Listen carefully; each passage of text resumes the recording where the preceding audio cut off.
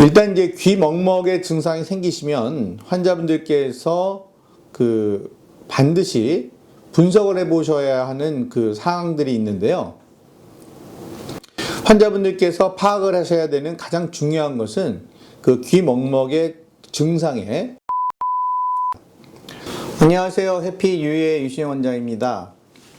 제가 저희 병원에 내원하시는 분들에게 정말 많은 이야기를 해주고 싶어도 시간적인 제약 때문에 귀에 관한 많은 지식을 공유하는데 한계가 있어서 제가 중요하게 생각하는 개념들을 이렇게 유튜브를 통해서 내보낸 것이 한 3개월 정도 지난 것 같습니다.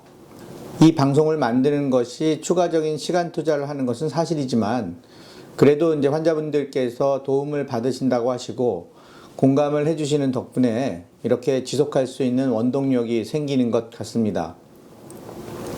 좋은 방송 장비를 가지고 있는 것도 아니고요. 완전 아마추어 수준의 영상이지만 그래도 이제 제가 말씀드리는 메시지에 집중을 해주시고 도움을 받으신다면 계속적으로 응원을 해주셨으면 좋겠습니다. 오늘은 병명이 이미 밝혀진 것에 대한 설명을 하지 않고요. 귀 먹먹이라는 다소 흔하지만 모호한 증상이 발생하였을 때 우리가 어떻게 접근을 하는 것이 가장 좋은지에 대한 그런 말씀을 좀 드리고자 합니다. 먼저 부탁드릴 것은 절대 혼자서 진단을 하시지는 마시길 바라고요. 본격적인 증상에 대한 접근을 말씀드리기에 앞서서 이 귀먹먹이라는 것이 무엇인지에 대한 개념을 좀 짚고 넘어가야 하겠습니다.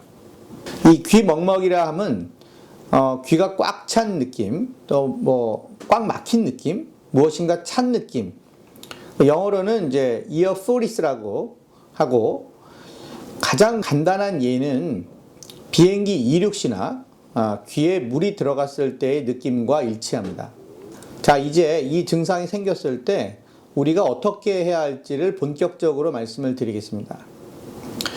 일단 이제 귀 먹먹의 증상이 생기시면 환자분들께서 반드시 분석을 해보셔야 하는 사항들이 있는데요. 가장 중요한 것은 귀 먹먹의 증상의 지속 시간입니다. 즉 이것은 이제 한번 발생을 하게 되면 그 증상이 얼마나 이렇게 계속해서 먹먹함이 이렇게 지속이 되느냐, 가다 사라지는가 이거고요.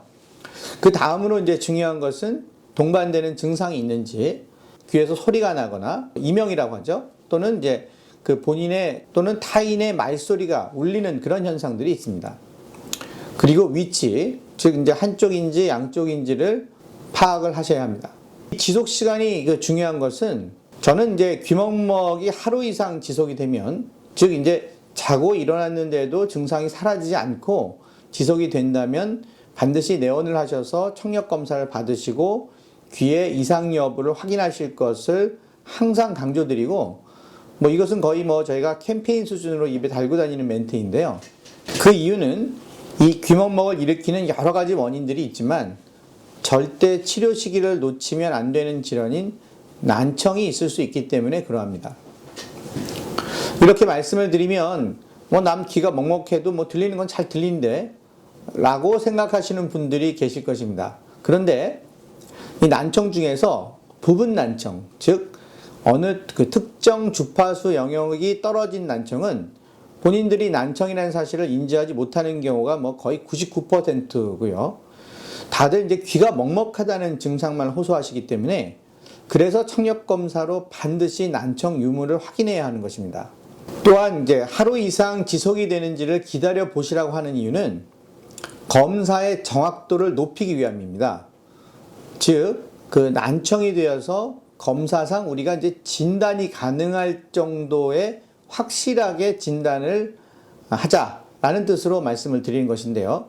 사실 실제 난청이 발생을 하여도 아주 초기에는 청력 검사상 나타나지 않는 경우가 있기 때문에 만약 초기에 검사를 했는데 정상이라는 판정을 받으신 분들은 실제 난청이 발생해서 계속 귀가 먹먹한데도 병원에 가면 또 검사를 해보고 정상이겠지 라는 생각을 하시고 기다리시다가 치료 시기를 놓치시는 분들이 계십니다.